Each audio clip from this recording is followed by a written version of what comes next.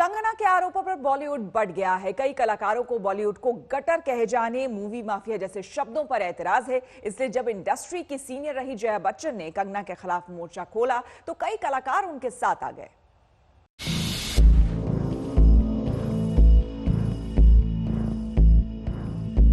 Nepotism, drugs, film mafia, Kangana एक के बाद एक मुद्दे पर बॉलीवुड पर निशाना साध रही हैं। बॉलीवुड के चंद दिग्गजों के खिलाफ कंगना ने आरोपों की जो पिक्चर रिलीज की, उसने बॉलीवुड को दो धड़े में बांट दिया है। एक के बाद एक कंगना लगातार ट्वीट पर बॉलीवुड की बखियां उधेड़ रही हैं। ये ट्वीट उसकी बानगी है। क्या निर्माण किया आइटम नंबर्स का, अधिकतर वाहियात फिल्मों का, ड्रग्स कल्चर का, देशद्रोह और टेररिज्म का। बॉलीवुड पर दुनिया हंसती है, देश का हर जगह माहौल बनाया जाता है।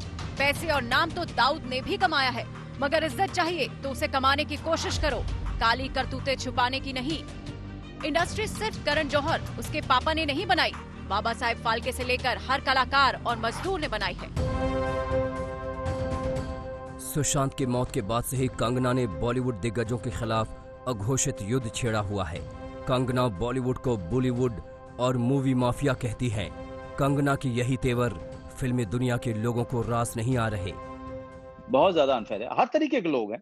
मुझे पता नहीं क्यों इन सबके पीछे एक बड़ा वेस्टेड इंटरेस्ट लगता है। जैसे ही आप कहते हैं कि यहाँ ड्रग्स का पूरा व्यापार है, तो जो हिंदुस्तान में बैठा हुआ आपका टीवी देख रहा है वो मुझे देखता है तो उसको लगता है कि कोई ड्रग का जो है गोदाम आ रहा है। जब इस तरह से बात हो रही है, तब मुझे लगता है कि इसमें कोई वेस्टेड इंटरेस्ट है। बिल्कुल, इसमें बहुत बड़ा कारण छुपा हुआ है कि इस तरह के राग अलापे जा रहे हैं। बॉलीवुड में एग्जेम्पलरी मोटिवेटर्स हैं जो बहुत डिसिप्लिन्ड लाइफ लीड करते हैं। करेक्ट टाइम पे एक्सरसाइज, खाना, सही पढ़ाई करना, स्टेज पे जाके ठीक से बात करना, सारी चीज़ें हैं।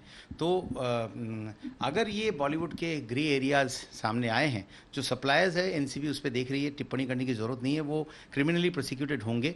जो सीरियल ऑफेंडर्स है उनको भी जिस तरीके से उनका कानूनी तौर पे जो होना चाहिए वो होगा। बॉलीवुड का एक धरा जहां कंगना के समर्थन में है, तो वहीं कंगना के खिलाफ भी विरोध बढ़ता जा रहा है। फिल्म एक्ट्रेस उर्मिला मातोंडकर ने कंगना पर सवाल खड़े किए। वहीं कई निर्माता निर्देशक कंगना के आरोपों को खारिज कर रहे हैं। एवढे प्रचंड इश्यू असलेली आणि एवढी लोकांकरता काम करणारी अशी भारताची थोर कन्या माझ्या मते दर शहरात आणि दर प्रदेशात जन्माला यावी। पण पहिलं मला वाटतं त्यांनी आपल्या घरापासून काम सुरू करायला पाहिजे। मुंबईमध्ये येऊन इकडच्या लोकांना, आणि प्रथम म्हणजे कोणी आधी धमकी दिली नव्हती। जर 10 वेळा तुम्हाला मी सांगितलं मला इथे असं वाटतं तसं वाटतं, तर कोणी तेच म्हणणार की मग नको येऊ। कंगना रनावत कौन है वो? सच है, असत्य है, क्या है वो कोई प्रतीक थोड़ी ना सच्चाई और असच्चाई का।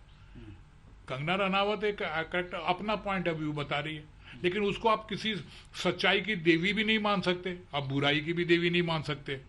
जो बातें वो अच्छी कर रही है वो अच्छी है, जो बातें खराब कर रही है वो खराब। हम लोग क्या करते हैं कि कोई आदमी को डायरेक्ट उसको प्रतीक बना देते हैं कि सच्चाई का प्रतीक हो गया ये, अब ये जो कहेगा वो ठीक है। ऐसा नहीं है। इट्स अ शेम, जिस थाली में खाते हैं उसमें छेद करते हैं।